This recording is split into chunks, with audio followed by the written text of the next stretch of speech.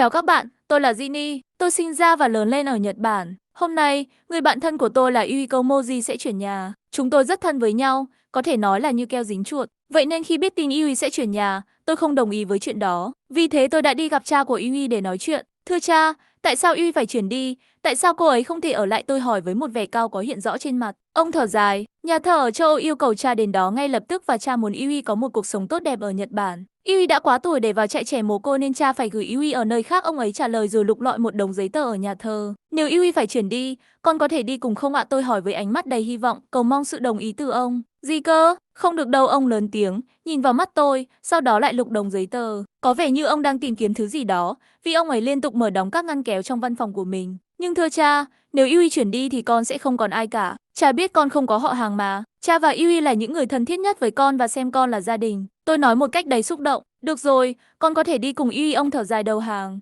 Đến ngày chuyển nhà.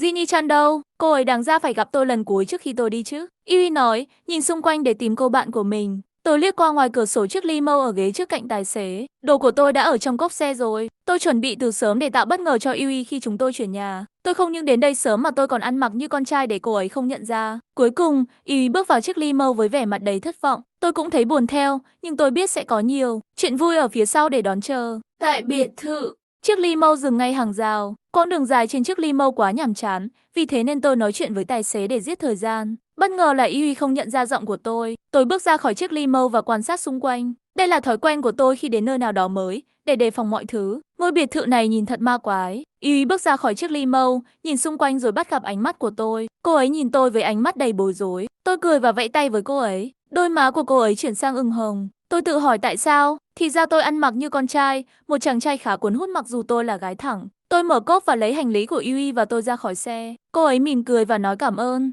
Rồi cô ấy mở cổng để đi vào căn biệt thự. Một điều lạ là cô ấy không hỏi tại sao tôi lại có mặt ở đây. Chờ chút tôi cản cô ấy bước vào. Cô ấy nhìn tôi, tớ là Jinny nè, tôi vừa nói vừa tháo bộ tóc giả. Là Jinny, cô ấy quăng hành lý sang một bên và ôm chầm lấy tôi. Tôi đáp lại cái ôm ấm áp bằng nụ cười tê tét. Sau đó tôi nhanh chóng đội tóc giả lại. Y nhìn tôi với vẻ mặt phấn khích, sau đó là lo lắng và khó chịu. Cậu đang làm gì ở đây vậy? Đừng nói với tớ cậu lèn vào đó nha. Bình tĩnh nào, tớ đã thuyết phục cha cho tớ đi cùng cậu, tôi trả lời với vẻ tự mãn. Vào trong thôi nào, tôi mở cánh cổng kim loại lớn. Y và tôi đứng trước cánh cửa lớn của dinh thự, đỉnh gõ thì cánh cửa tự mở ra. Nếu đây giống như những gì tôi hay xem trong phim kinh dị, tôi sẽ quay đầu và bỏ chạy. Nhưng đây là đời thực, không phải trong phim, mọi thứ có lẽ sẽ ổn thôi. Chúng tôi bước vào nhà và thấy một người đang nằm trên ghế dài. Anh ấy có một làn da nhợt nhạt và mái tóc đỏ rối bời. Anh ấy có hàng mi cong vút và đang mặc đồng phục. Có vẻ như anh ta mặc đồng phục không đúng quy định vì cà vạt được đeo một cách rất bê bối. Nhìn cái cà vạt làm tôi muốn bật cười nhưng tôi đã kiềm chế.